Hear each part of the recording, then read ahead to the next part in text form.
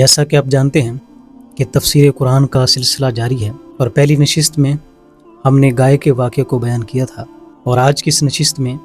سورۃ البقرہ کی آیت نمبر 73 سے آیت نمبر 78 تک کی تفسیر ہوگی۔ تو ہمارے ساتھ جڑے رہیے گا۔ اللہ جل شانہ آپ سب پہ اپنی رحمتوں اور کرم نوازیوں کا نزول فرمائے۔ آیت نمبر 73 میں اللہ تبارک و تعالیٰ نے اہل یہود کے دلوں کی مثال بیان فرمائی، تو فرمایا ثم قست قلوبکم، فرمایا کہ تمہارے دل سخت ہو گئے، من بعد ذالک، اس کے بعد، یعنی اتنی نافرمانیاں تم نے کی، تو ان نافرمانیوں کی وجہ سے، ان گناہوں کی وجہ سے تمہارے دل سخت ہو گئے۔ اور سخت کیسے ہوئے؟ ایسے فہی کالحجارہ، جیسا کہ پتھر سخت ہوتا ہے، او اشد قسوہ، یا پتھر سے بھی زیادہ سخت ہو گئے۔ اچھا، یہاں پہ اللہ تبارک و تعالیٰ نے لوہے کی طرح سخت نہیں فرمایا اور فولاد کی طرح سخت نہیں فرمایا، کیونکہ لوہا اس کو پگھلایا جا سکتا ہے اور فولاد کو بھی پگھلایا جا سکتا ہے، اور اس سے مختلف قسم کے لوگ اوزار بھی بناتے ہیں، لیکن پتھر ایک ایسی چیز ہے کہ جسے پگھلایا نہیں جا سکتا، تو اسی لیے ان کی مثال یہاں پہ بیان فرمائی۔ فرمایا کہ پھر تمہارے دل سخت ہو گئے، اور ایسے سخت ہو گئے جیسا کہ پتھر سخت ہوتے ہیں، بلکہ پتھروں سے بھی زیادہ تمہارے دل سخت ہو گئے۔ اور پھر اللہ تبارک و تعالیٰ نے پتھروں کی اقسام بیان فرمائی۔ فرمایا وَإِنَّ مِنَ الْحِجَارَةِ لَمَا يَتَفَجَّرُ مِنْهُ الْأَنْهَارُ، فرمایا جو پتھر ہیں ان کی بھی یہ صفت ہے کہ ان میں سے نہریں جاری ہوتی ہیں۔ وَإِنَّ مِنْهَا لَمَا يَشَّقَّقُ، اور پتھروں میں سے کچھ پتھر وہ ہیں کہ جب وہ پھٹتے ہیں فَيَخْرُجُ مِنْهُ الْمَاءُ، تو فرمایا کہ اس سے چشمے جاری ہوتے ہیں۔ وَإِنَّ مِنْهَا لَمَا يَهْبِطُ مِنْ خَشْيَةِ اللَّهِ، اور فرمایا کہ کچھ پتھر وہ ہیں کہ جو اللہ تبارک و تعالیٰ کے خوف سے ڈرنے والے ہیں، لرزنے والے ہیں، جیسا کہ اللہ تبارک و تعالیٰ نے قرآن مجید میں فرمایا لو انزلنا هذا القرآن على جبل لرأيته خاشعا متصدعا من خشية اللہ،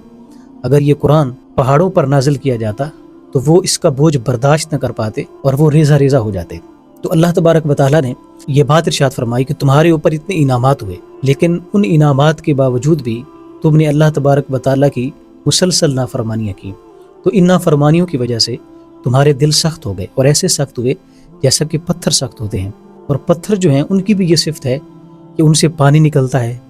پتھروں سے دریا نکلتے ہیں، ان سے چشمے نکلتے ہیں، اور کچھ پتھر وہ ہیں جو اللہ کے خوف سے ڈرنے والے ہیں، لیکن تمہارے دل ان پتھروں سے بھی زیادہ سخت ہیں۔ اس کے بعد آیت نمبر 74 میں اللہ تبارک و تعالیٰ نے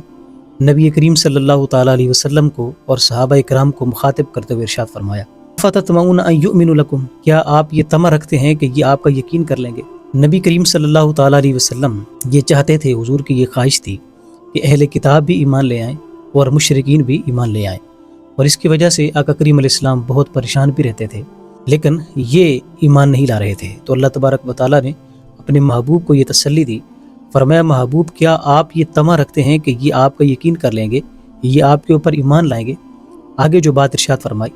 فرمایا یہ آپ پر کیسے ایمان لا سکتے ہیں؟ یہ تو اتنے بدبخت ہیں کہ میری جو بھیجی ہوئی کتاب ہے یہ تو اس کو بدل دیتے ہیں۔ فرمایا وَقَدْ كَانَ فَرِيقٌ مِّنْهُمْ، اور تحقیق انہی میں سے گروہ ہے، یعنی علماء کا گروہ، يَسْمَعُونَ كَلَامَ اللَّهِ، وہ اللہ کے کلام کو سنتے ہیں، ثُمَّ يُحَرِّفُونَ مِن بَعْدِ مَا عَقَلُوهُ، پھر وہ اس کو سمجھنے کے بعد اس کو بدل دیتے ہیں، وَهُمْ يَعْلَمُونَ، حالانکہ وہ جانتے بھی ہیں۔ یہ جب ان کے پاس کوئی امیر شخص آتا تو یہ اس کو ذرا ہلکا حکم بتاتے۔ مثال کے طور پر توریت میں یہ حکم موجود تھا کہ زانی کی سزا سنگسار کرنا ہے، لیکن جب کوئی امیر شخص ان کے پاس آتا اور وہ ان کی مٹھی گرم کرتا، ان کو پیسے دیتا، تو پھر یہ اپنے حکم کو تبدیل کر دیتے اور ان کے لیے پھر یہ حکم جاری کرتے کہ تمہاری سزا یہ ہے کہ تمہیں گدھے کے اوپر بٹھا کر کے گلیوں میں پھرایا جائے، تو تمہاری سزا سنگسار کرنا نہیں ہے۔ اسی طرح آقا کریم علیہ السلام کے جو اوصاف توریت میں موجود تھے انہوں نے ان کو بھی بدل دیا، جیسا کہ توریت میں حضور کے اوصاف میں سے یہ درج تھا کہ نبی آخر الزمان جو ہوں گے ان کا قد درمیانہ ہوگا، ان کے بال گھنگریالے ہوں گے اور ان کی آنکھیں سرمگی ہوں گی۔ تو جب ان کے پاس کوئی شخص آتا اور ان سے یہ دریافت کرتا کہ توریت میں ہمیں بتاؤ کہ نبی آخر الزمان کی صفات کیا ہیں، تو انہوں نے توریت کو بھی بدل دیا، اور جہاں پہ لکھا تھا کہ نبی آخر الزمان کا قد درمیانہ ہوگا وہاں پہ لکھ دیا کہ ان کا قد دراز ہوگا، اور جہاں پہ یہ لکھا تھا کہ ان کے بال گھنگریالے ہوں گے تو انہوں نے لکھ دیا کہ ان کے بال بکھرے ہوئے ہوں گے، اور جہاں پہ لکھا تھا کہ ان کی آنکھیں سرمگی ہوں گی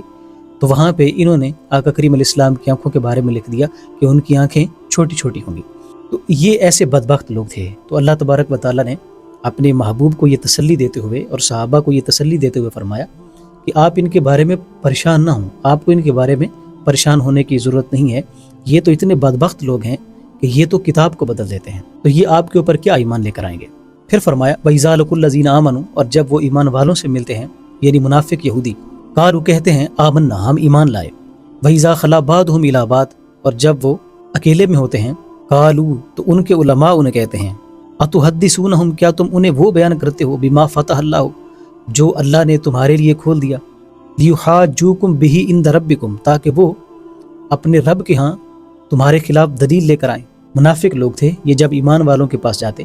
تو کہتے کہ ہم اللہ کو بھی مانتے ہیں اور اللہ کے رسول کو بھی مانتے ہیں اور یہی سچے رسول ہیں، منافقت کیا کرتے تھے۔ تو جب یہ اپنے علماء کے پاس جاتے تو وہ خلوت میں انہیں سمجھانے کی کوشش کرتے کہ تم کتنے بے وقوف لوگ ہو، تم انہیں جا کر یہ بتا دیتے ہو کہ یہ واقعی اللہ کے سچے رسول ہیں، تم کرتے تو منافقت ہو، لیکن کل اگر تمہاری ڈیبیٹ ان کے ساتھ ہو جاتی ہے، تمہارا مناظرہ ان کے ساتھ ہو جاتا ہے، تو پھر کیا ہوگا کہ وہ تمہارے خلاف دلیل لے کر آئیں گے کہ ان کو دیکھو یہ خود ہمیں بتاتے تھے کہ یہ واقعی اللہ کے سچے رسول ہیں اور آج یہ اپنی بات سے مکر رہے ہیں۔ تو یہ علماء یہود جو تھے یہ ان منافقوں کو سمجھانے کی کوشش کیا کرتے تھے۔ تو اللہ تبارک و تعالیٰ نے اس بات کو بیان فرمایا۔ پھر اللہ نے فرمایا اولا یعلمون، کیا وہ یہ نہیں جانتے، ان اللہ یعلم ما یسرون، بے شک اللہ تبارک و تعالیٰ اسے جانتا ہے جس کو وہ چھپاتے ہیں، وما یعلنون، اور جس کو وہ ظاہر کرتے ہیں۔ اللہ تو ہر چیز سے واقف ہے۔ ومنہم امیون، اور ان میں سے کچھ ان پڑھ ہیں، لا یعلمون الکتاب، کہ وہ کتاب کو جانتے ہی نہیں ہیں، الا امانیہ وانہم الا یظنون، مگر من گھڑت باتیں یا پھر صرف وہم اور گمان۔ ناظرین، ان آیات میں یہودیوں کی سخت دلی کو بیان کیا گیا اور آقا کریم علیہ السلام کو اور اہل ایمان کو یہ تسلی دی گئی کہ آپ کو ان کے بارے میں پریشان ہونے کی ضرورت نہیں ہے، آپ تبلیغ کر رہے ہیں، آپ کو اس کا ثواب مل جائے گا۔ اور پھر یہ بات بیان کی گئی کہ اہل کتاب علماء جو تھے وہ منافقوں کو سمجھانے کی کوشش کرتے کہ کہیں یہ نہ ہو کہ جو تمہارے قول ہیں تم ان کو جا کے بتاتے ہو کہ یہ اللہ کے سچے رسول ہیں، تو وہ ان اقوال کو سہارا بنا کر کے وہ تمہارے خلاف حجت لے کر آئیں اور وہ تمہیں جھوٹا ثابت کریں۔ اللہ تبارک و تعالیٰ کی بارگاہ میں میری بصمیم قلب یہ دعا ہے کہ اللہ جل شانہ ہمیں کتاب حکمت قرآن مجید کے ساتھ جڑنے کی توفیق نصیب فرمائے۔ نیکسٹ جو ایپیسوڈ ہوگی ہماری، اس میں ہم آیت نمبر 78 سے آیت نمبر 82 تک کی تفسیر آپ کے سامنے رکھیں گے۔ دعاؤں میں یاد رکھیے گا، اپنا خیال رکھیے گا۔ اللہ حافظ۔